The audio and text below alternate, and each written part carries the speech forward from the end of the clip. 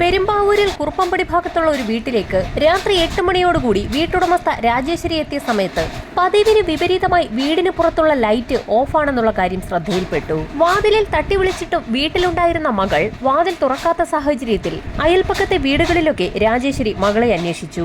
അയൽപ്പക്കത്തൊന്നും മകൾ എത്തിയിട്ടില്ല എന്നറിഞ്ഞതോടുകൂടി രാജേശ്വരിക്ക് ആകെ ഭയമായി. വിവരമറിഞ്ഞ് അപ്പോഴേക്കും ആ പ്രദേശത്തൊക്കെ ആളുകൾ കൂടിയിരുന്നു. വിവരമറിഞ്ഞ് അങ്ങോട്ടേക്കെത്തിയ പഞ്ചായത്ത് പ്രസിഡന്റ് ഉടൻ തന്നെ വിവരം കുറുപ്പമ്പടി പോലീസ് സ്റ്റേഷനിൽ വിളിച്ചു പറഞ്ഞു. സ്റ്റേഷനിൽ നിന്ന് വിവരം വിളിച്ചു പറഞ്ഞതിനെ തുടർന്ന് കുറുപ്പമ്പടി ഭാഗത്ത് നൈറ്റ് പെട്രോളിങ്ങിനുണ്ടായിരുന്ന SI സംഘവും ആ വീടിന് സമീപത്തേക്ക് എത്തി. പ്രധാന വാതിലിൽ തട്ടി വിളിച്ചു നോക്കിയിട്ടും അകത്തുനിന്ന് യാതൊരു പ്രതികരണവും ലഭിക്കാത്ത സാഹചര്യത്തിൽ SI ആ വീടിന് പിൻവശത്തേക്ക് പോയി.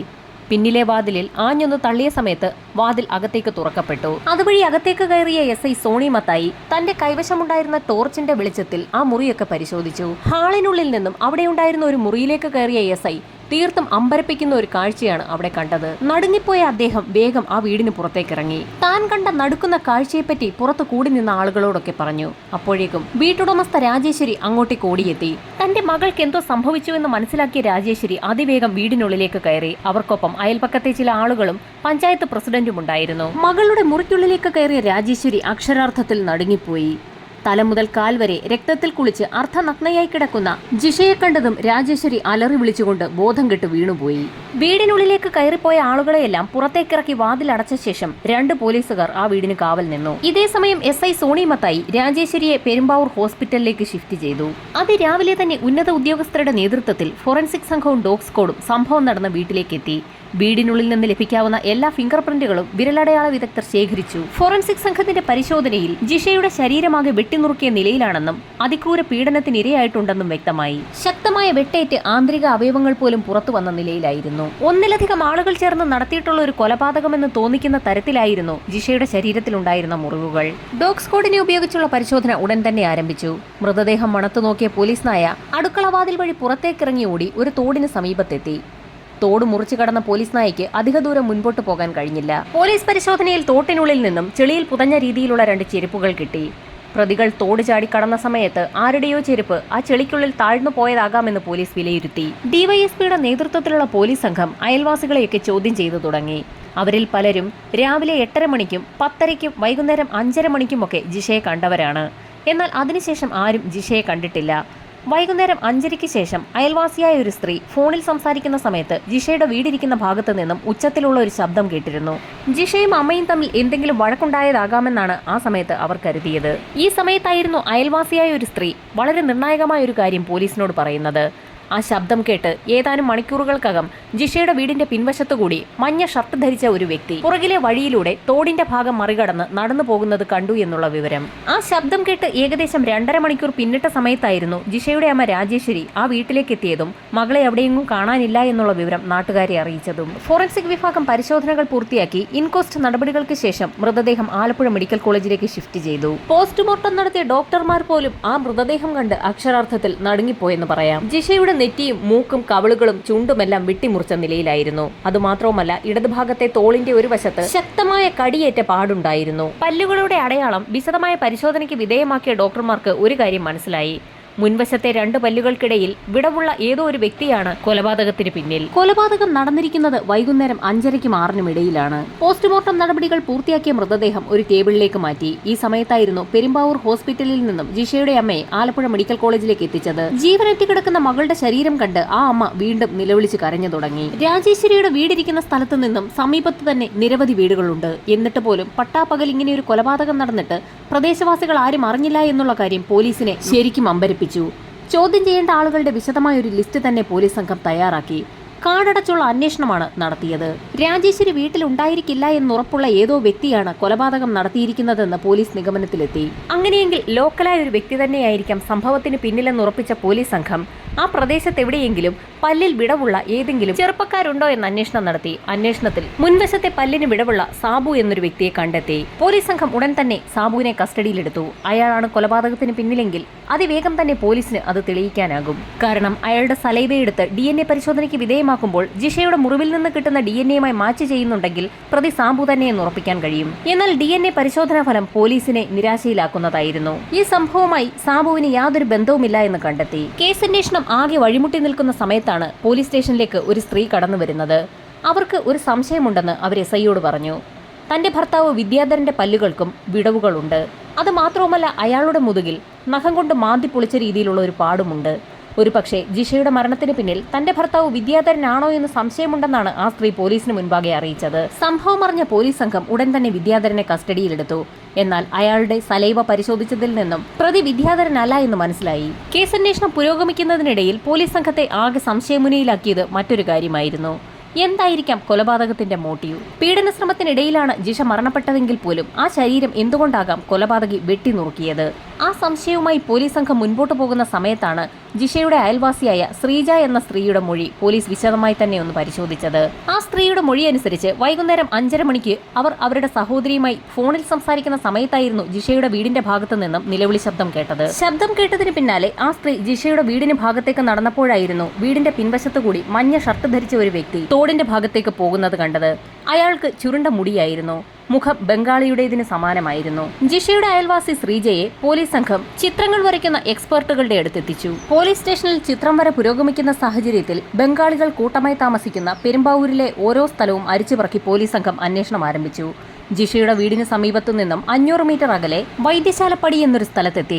അവിടെ ഒരു ബിൽഡിംഗിൽ 10-ലധികം ബംഗാളികൾ താമസിക്കുന്നുണ്ടെന്ന് മനസ്സിലാക്കിയ പോലീസ് സംഘം കെട്ടിട ഉടമയിൽ നിന്നും അവിടെ താമസിക്കുന്ന ഓരോ ആളുകളുടെ ID കാർഡുകൾ പോലീസിന് മുൻപാകെ ഹാജരാക്കാൻ ആവശ്യപ്പെട്ടു. ID കാർഡുകൾ കൈവശപ്പെടുത്തിയ പോലീസ് സംഘം ഓരോ വ്യക്തികളെയും ചോദ്യം ചെയ്തു തുടങ്ങി. ചോദ്യം ചെയ്യലിനിടയിൽ പോലീസിന് വളരെ നിർണായകമായ ഒരു വിവരം ലഭിച്ചു.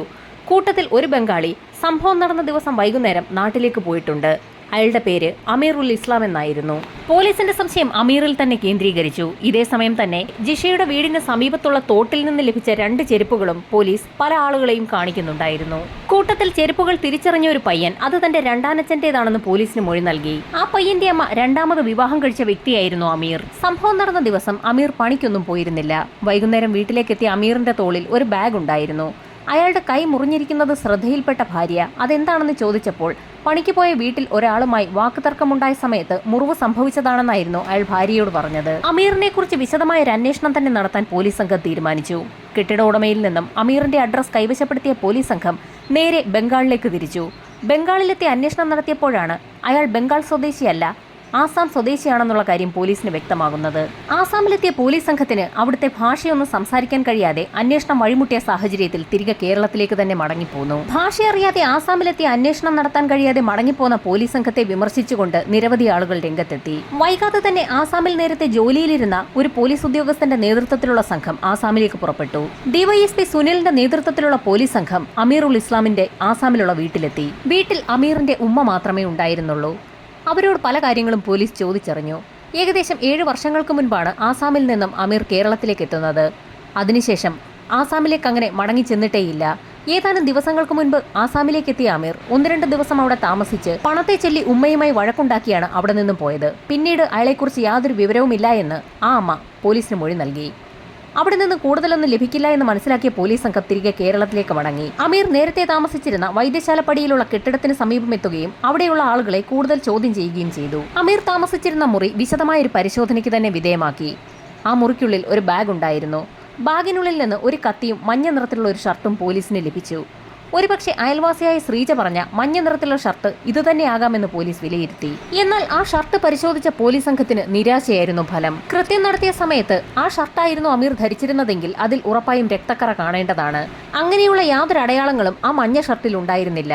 എങ്കിലും അത് ഫോറൻസിക് പരിശോധനയ്ക്കായി പോലീസ് സംഘം അയച്ചു. ഫോറൻസിക് പരിശോധനയിൽ ആ ഷർട്ടിൽ രക്തത്തിന്റേതായ യാതൊരു അടയാളങ്ങളോ അംശമോ ഇല്ല എന്ന് കണ്ടെത്തി. ഈ സമയത്തായിരുന്നു മറ്റൊരു നിർണായക വിവരം വൈദ്യശാലപ്പടിയിലെ ബംഗാളികൾ താമസിക്കുന്ന സ്ഥലത്തു നിന്നും പോലീസിന് കിട്ടിയത്.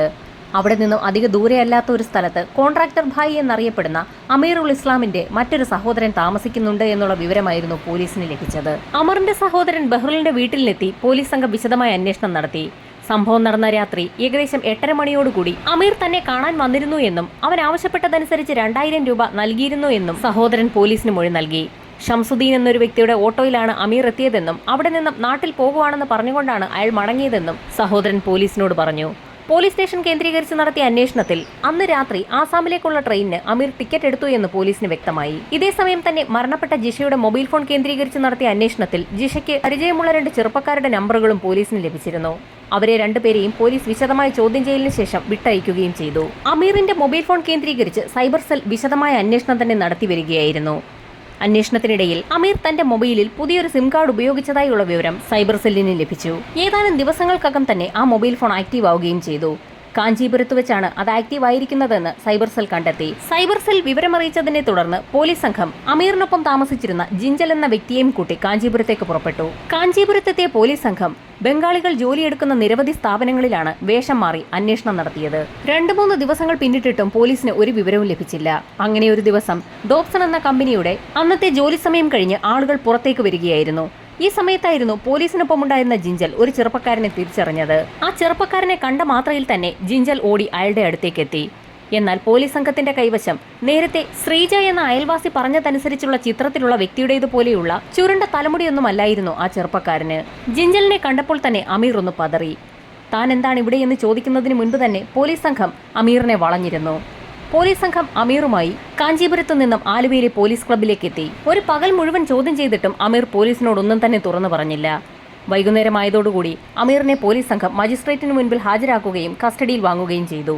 വൈദ്യപരിശോധനയ്ക്ക് ആശുപത്രിയിലേക്ക് അമീറിനെ കൊണ്ടുപോയാൽ അത് വലിയ വാർത്തകൾ സൃഷ്ടിക്കുമെന്ന് മനസ്സിലാക്കിയ പോലീസ് സംഘം വിദഗ്ധരടങ്ങുന്ന ഡോക്ടർമാരെ ആലുവ പോലീസ് ക്ലബിലേക്ക് വിളിച്ചു വരുത്തി അമീറിനെ വൈദ്യപരിശോധന നടത്തി. അയാളുടെ ചൂണ്ടുവിരലിലുണ്ടായ മുറിവ് കേന്ദ്രീകരിച്ചായിരുന്നു പ്രധാന അന്വേഷണം. ഡോക്ടർമാർ നടത്തിയ പരിശോധനയിൽ അയാളുടെ ചൂണ്ടുവിരലിലെ മുറിവ് ആരോ കടിച്ചപ്പോഴുണ്ടായതാണെന്ന് മനസ്സിലായി. അമീറിന്റെ സലൈവ DNA പരിശോധനയ്ക്ക് വിധേയമാക്കിയപ്പോൾ തീർത്തും ആശ്വാസകരമായ ഒരു റിപ്പോർട്ടായിരുന്നു പോലീസിന് ലഭിച്ചത്. ജിഷയുടെ വസ്ത്രത്തിലുണ്ടായിരുന്ന സലൈവയുടെ DNAയുമായി അമീറിന്റെ DNA മാച്ച് ചെയ്യുന്നുണ്ട്. ജിഷയുടെ വീട്ടിൽ നടത്തിയ പരിശോധനയിൽ അടുക്കളവാതിലിന്റെ കുറ്റിയിൽ നിന്നും രക്തം കണ്ടെത്തിയിരുന്നു. ആ രക്തം അമീറിന്റേത് തന്നെയെന്ന് പ്രൂവ് ചെയ്യാൻ കഴിഞ്ഞു. ജിഷയുടെ വീടിന് സമീപത്തുള്ള തോട്ടിൽ നിന്ന് ലഭിച്ച ചെരുപ്പിന്റെ വാറിലും രക്തക്കറയുണ്ടായിരുന്നു. അത് ജിഷയുടെ തന്നെ രക്തമാണ് പരിശോധനയിൽ തെളിഞ്ഞു. അത് മാത്രവുമല്ല, ആ ചെരുപ്പിൽ പറ്റിപ്പിടിച്ചിരുന്ന ചെളിയും മണ്ണുമൊക്കെ ജിഷയുടെ വീടിന് സമീപത്ത് തന്നെ ഉള്ളതാണെന്ന് ഫോറൻസിക് സംഘത്തിന്റെ വിശദമായ പരിശോധനയിൽ കണ്ടെത്തി. അന്വേഷണം പൂർത്തിയാക്കിയ പോലീസ് സംഘം കുറ്റപത്രം കോടതിയിൽ സമർപ്പിച്ചു. നിരവധി സാക്ഷികളെ പ്രോസിക്യൂഷൻ ഹാജരാക്കി. അതിൽ പ്രധാന സാക്ഷി ജിഷയുടെ അമ്മ രാജേശ്വരിയായിരുന്നു. കുറെ നാളുകൾക്ക് മുൻപ് വീടിന് സമീപത്തുള്ള ഒരു തോട്ടിൽ രാജേശ്വരി മകൾ ജിഷയ്ക്കൊപ്പം കുളിക്കാൻ പോയിരുന്നു. ഈ സമയത്ത് അതുവഴി വന്ന അമീർ ജിഷയെ ഉപദ്രവിക്കാൻ ശ്രമിച്ചു എന്നൊരു കാര്യം ജിഷയുടെ അമ്മ രാജേശ്വരി കോടതിയിൽ പറഞ്ഞു. എന്നാൽ രാജേശ്വരിയുടെ വാദത്തെ ആ പ്രദേശവാസികളൊക്കെ അന്ന് എതിർത്തിരുന്നു. അന്ന് തോട്ടുവക്കത്ത് പല സ്ത്രീകളും ആ പ്രദേശത്തുള്ളവരുണ്ടായിരുന്നു. അവരാരും അമീറിനെ നേരത്തെ കണ്ടിട്ടില്ല എന്ന് കോടതിയിൽ മൊഴി നൽകി. രാജേശ്വരി എന്തുകൊണ്ടാകാം അങ്ങനെയൊരു കള്ളം കോടതിയിൽ പറഞ്ഞതെന്ന് അന്ന് പല മാധ്യമങ്ങളും വാർത്തയാക്കിയിരുന്നു. വാദപ്രതിവാദങ്ങൾക്കൊടുവിൽ കോടതി അമീറിന് വധശിക്ഷയാണ് വിധിച്ചത്. അമീർ ഹൈക്കോടതിയിൽ അപ്പീൽ നൽകിയ സമയത്ത് തനിക്കൊപ്പം കൂട്ടുപ്രതിയായി അമീറിൽ എന്നൊരു വ്യക്തി കൂടി ഉണ്ടായിരുന്നു എന്ന് പറഞ്ഞിരുന്നു. എന്നാൽ കേസന്വേഷണം അതിലേക്കൊന്നും പോയതുമില്ല. അയൽവാസിയായ ശ്രീജ കണ്ട ചുരുണ്ട മുടിക്കാരനായ വ്യക്തി ആര് എന്നുള്ള ചോദ്യവും ഉയരുകയാണ്. മറ്റൊരു ഞെട്ടിക്കുന്ന വസ്തുത, ജിഷയുടെ തോളിന്റെ ഭാഗത്ത് ശക്തമായി കടിയേറ്റ ഒരു പാടുണ്ടായിരുന്നു. പോസ്റ്റ്മോർട്ടം റിപ്പോർട്ടിലും അത് വ്യക്തമായിരുന്നു. എന്നാൽ വിടവുകളോടുകൂടിയ പല്ലുള്ള ഒരു വ്യക്തിയാണെന്നുള്ള വിലയിരുത്തൽ ഡോക്ടർമാർ നടത്തിയിരുന്നെങ്കിലും അമീറുൽ ഇസ്ലാമിന്റെ പല്ലുകൾക്ക് വിടവുകളൊന്നും ഇല്ലായിരുന്നു എന്നാണ് യാഥാർത്ഥ്യം. അങ്ങനെയെങ്കിൽ അമീറിനൊപ്പം മറ്റൊരാൾ കൂടി ഉണ്ടായിരുന്നു എന്ന് അയാൾ പറഞ്ഞ കാര്യം സത്യമാണോ എന്നുള്ള കാര്യവും അന്നത്തെ മാധ്യമങ്ങൾ ചോദ്യം ചെയ്തിരുന്നു. നിരവധി പേരുടെ വിരലടയാളങ്ങൾ ജിഷയുടെ വീട്ടിൽ നിന്ന് ഫോറൻസിക് സംഘത്തിന് ലഭിച്ചിരുന്നു. എന്നാൽ അതേക്കുറിച്ചുള്ള തുടരന്വേഷണമൊന്നും പിന്നെ ഉണ്ടായില്ല. ഒരുപാട് പേർ ചേർന്ന് തലങ്ങും വിലങ്ങും വെട്ടിയതിന്റെ എല്ലാ ലക്ഷണങ്ങളും ജിഷയുടെ ശരീരത്തിൽ ഉണ്ടായിരുന്നു എന്നാണ് പോസ്റ്റ്മോർട്ടം റിപ്പോർട്ടുകൾ സൂചിപ്പിക്കുന്നത്. ഒരുപാട് പേർ അത്തരത്തിൽ ആ വീട്ടിൽ വന്നിരുന്നു എങ്കിൽ അവരെയൊക്കെ എന്തുകൊണ്ടാകാം നാട്ടുകാർ കാണാതെയിരുന്നത്? അതും ഒരു ചോദ്യമായി തന്നെ അവശേഷിക്കുകയാണ്.